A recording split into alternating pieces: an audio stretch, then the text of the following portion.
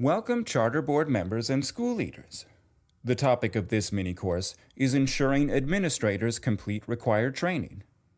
Would you like to review the law and learn ideas to help ensure that an administrator completes required training? Would you like resources shared by another charter school? This mini-course may help you. In this mini-course, you will review the law, learn ideas, get resources, test your knowledge, and receive a certificate of completion.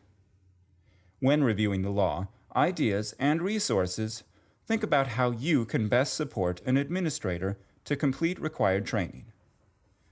Let's start by reviewing the law. Minnesota Statutes 124E.12, Subdivision 2, states that a charter school director or chief administrator without a valid administrator's license must meet training requirements. The training requirements include a minimum of 25 hours annually of competency-based training, corresponding to the professional development needs and plan approved by the board. This training includes, but is not limited to, the following topics: instruction and curriculum, state standards, teacher and staff hiring, development, support and evaluation, social-emotional learning, data collection and usage, assessment methodologies, and use of technology for learning and management. Charter school law and requirements, code of professional ethics, financial management and state accounting requirements and grant management, legal and compliance management, special education management, health and safety laws, and restorative justice. Cultural competencies, effective communication, parent relationships, board and management relationships, community partnerships, charter contract and authorizer relationships, and public accountability. Minnesota Statutes 124E.12, Subdivision 2, states that a charter school director or chief administrator with a valid administrator's license must also meet training requirements. The training requirements include a minimum of 10 hours of competency-based training during the first year of employment. This training must be on charter school law and requirements, board and management relationships, and charter contract and authorizer relationships. The law stipulates that the training may not be self-instructional and that the organization or instructor providing the training must certify completion of the training. Furthermore, the certification of the training must be submitted to the board, maintained in the personnel file, and be a component of annual performance evaluations. All professional development training completed by the charter school director or chief administrator in the previous year must be documented in the charter school's annual report. Minnesota Statutes 124E.12, Subdivision 2, also restricts the work of a charter school administrator who is a paid administrator or consultant with another charter school. The arrangement requires the knowledge and a 2/3 vote of approval of the boards involved in such an arrangement. In addition, no charter school administrator may serve on the board of another charter school except as an ex officio member in the arrangement previously described. To summarize, what training must charter school administrators complete? Those who do not have a valid administration license must complete a minimum of 25 hours annually of competency-based training. The competency-based training must correspond to their professional development needs and plan approved by the board.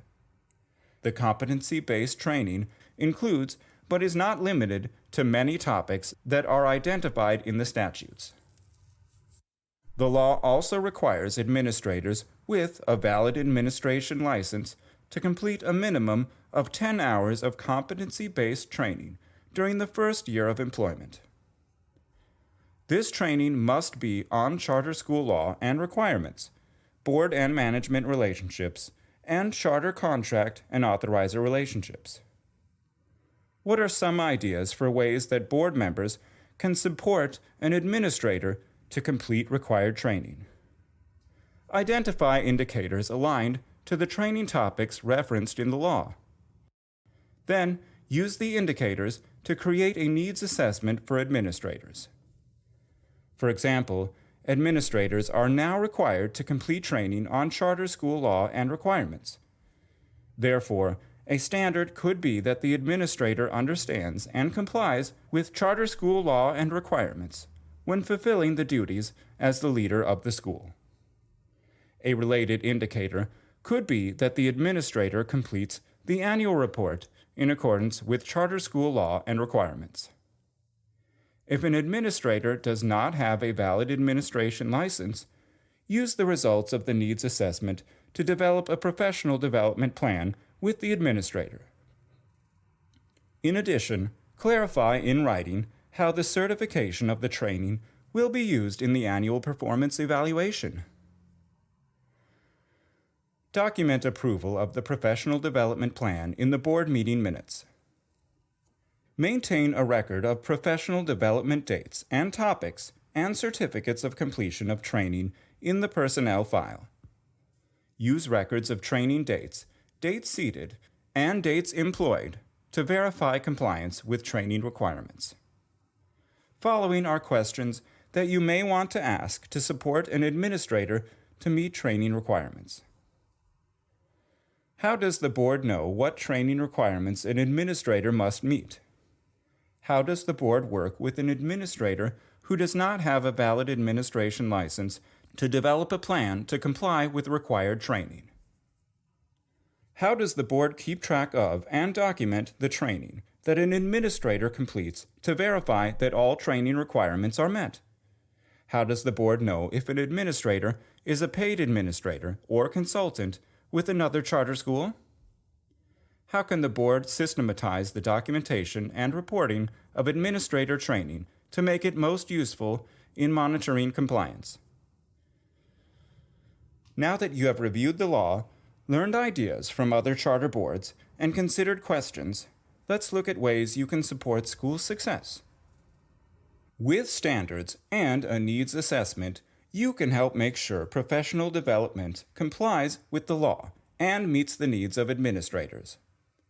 By clarifying how the professional development plan and training will be included in the evaluation of an administrator, you can help support continuous improvement and success. With an understanding of training requirements, you can better support an administrator to meet the training requirements. In conclusion, here are some potential next steps. Learn what license an administrator has and when the administrator was employed to identify any deadlines for completion of training. If an administrator is not licensed or is in the first year of employment, verify that a plan is in place to complete the required hours of competency-based training. Create standards, indicators, and a needs assessment. Use the needs assessment to support an administrator who is not licensed in designing a professional development plan to be approved by the board. Clarify in writing how the certification of the training will be used in the evaluation of the administrator. Verify that the school's annual report includes all professional development training completed by the charter school director or chief administrator in the previous year. Compare and contrast the tools used for evaluating administrators to learn how other charter schools use the certification of the training in the evaluation of administrators. Contribute your ideas and tools for ways to support administrators in meeting training requirements. Information in this video is not intended to address specific questions or issues a particular school may be facing. Charter schools should work with their authorizer, financial service provider, auditor, lawyer, and staff to address any specific issues.